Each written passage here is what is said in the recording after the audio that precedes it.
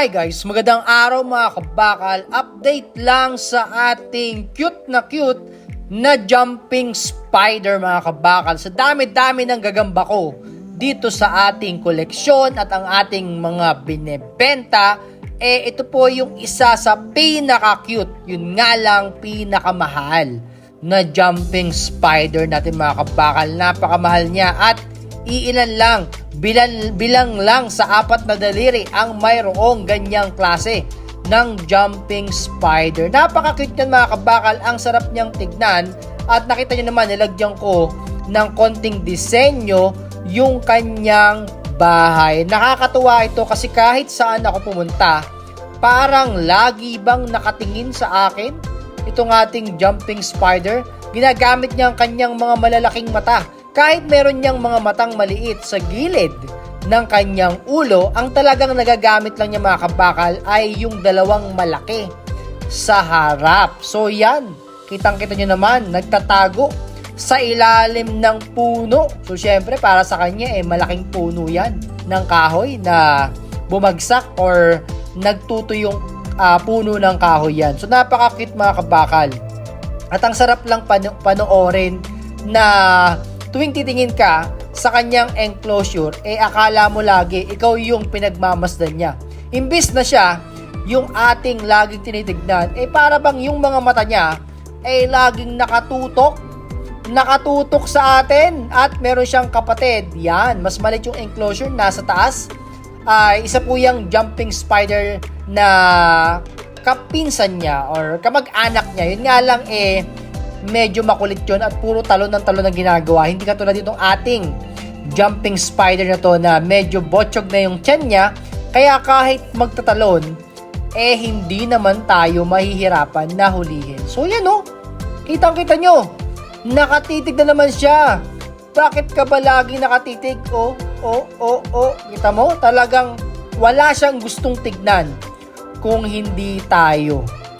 Parang meron yatang binabalak ang ating jumping spider. At syempre naman mga kabakal, maraming uri ng jumping spider po. Isa lang ito sa mayroon tayo. Kung kayo po, ayun tumitingin talaga sa akin kahit sa ako pumunta. Brad, bakit ka nakatingin?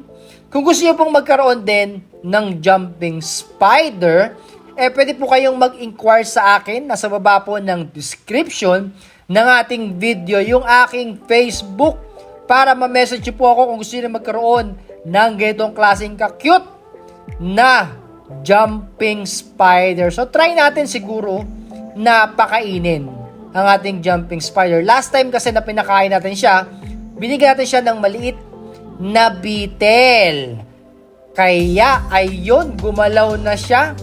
Nagpakitang gilas, pinakita ang magandang marking, magandang disenyo ng kanyang botsyog.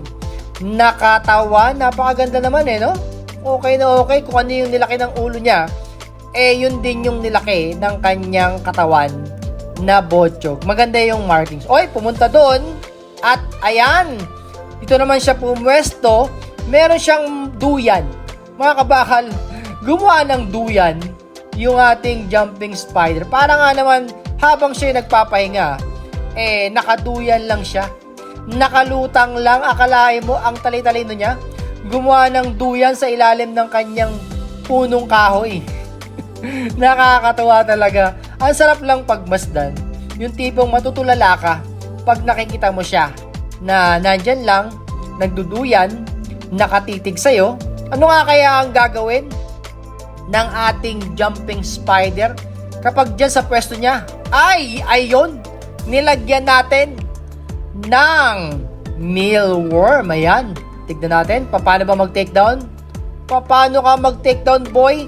So ang una niyang ginagawa mga kabakal, tinititigan niya muna. Tinititigan niya sa mga mata yung kanyang kakainin. Sabay hahanap ng tiyempo. Nakatitig lang siya, nakipagtitigan. Yung tipong parang meron silang stare there. Pagkatapos pag kumindat ka, akin ka.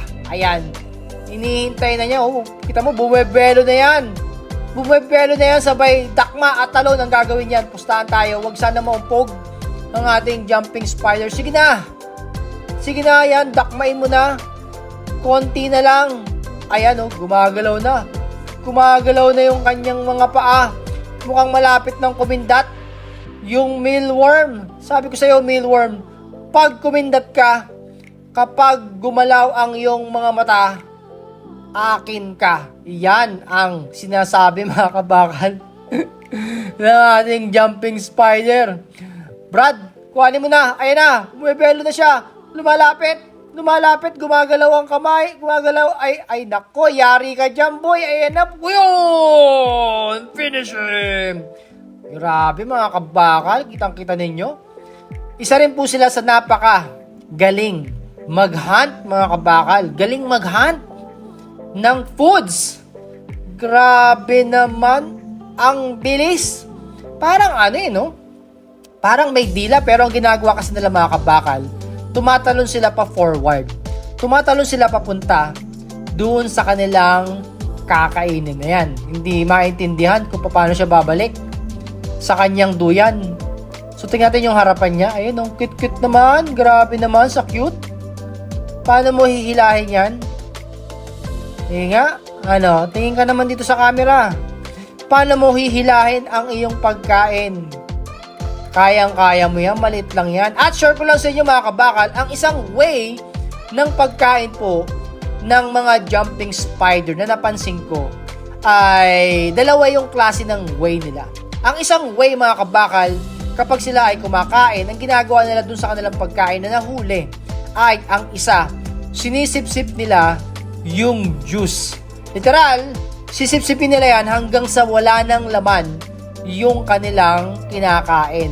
Magugulat ka na lang, akala mo hindi sila kumain, pero kapag nilubayan na nila or iniwan na lang sa isang tabi, yung kanilang nahuling pagkain wala ng lamang loob or empty na lang mga kabakal. At ang pangalawang way naman ng mga jumping spider ay kinakagat-kagat, binibilog-bilog hanggang sa maging bilog yung kanilang kinakain. Pero syempre, wala na rin katas. Ubus na rin yung katas ng kanilang kinakain. So, yun yung napansin ko dito. Nagulat kasi ako minsan. Sabi ko, bakit parang hindi kinain yata yung hinuli niya? Katulad ng yung kanyang maliit na mealworm. So, nung pagkuha ko ng maliit na mealworm, wala nang laman mga kabakal. Parang balat na lang pala yung natira. And then, yung isa naman, ay yung mealworm ay binilog-bilog niya, inikot-ikot niya hanggang sa naging parang bola at wala na ring katas. Nakakatuwa mga kabakal itong jumping spider na to. Nakalutang sa ere. Hindi mo masyado mapansin yung kanyang duyan. Kasi nga naman, medyo manipis pa at nakakawala ng stress. Panoorin. Ayan nakakawala naman ng stress talaga Papanoorin mo siya. And then ito mga kabakal, nakaganyan lang siya. Pero wag ka dahil kumakain na po yan. Ang ginagawa niya po ngayon dito sa mealworm ay inaabsorb niya yung liquido, yung liquid, yung juice ng kanyang kinakain. So yan, kinakagat-kagat. Pero sinisip-sip niya na po yung laman. At after niyang maubos lahat ng laman na parang buko juice, iiwanan na lang po niya yung balat ng kanyang pinagkainan. Akalain mo, iniiwan na lang niya yung balat ng pinagkainan. So, napaka-solid talaga ng jumping spider na yan. And like I said, kung kayo po ay nawiwili na magkaroon din at gustong magkaroon ng cute na jumping spider, marami po silang klase, marami pang itsura yan. I-message nyo lang po ako at huwag nyo po kalimutang i-follow ang ating Facebook. Nasa baba po ng description ng ating video. At pa-follow na lang po at pa-subscribe at manood po kayo lagi ng ating mga i-upload na talagang nakaka-enjoy sa paningin at sigurado mag-enjoy po kayo. Marami po tayong mga ina-upload na mga gagamba dito sa ating channel. At ayon, maraming salamat po.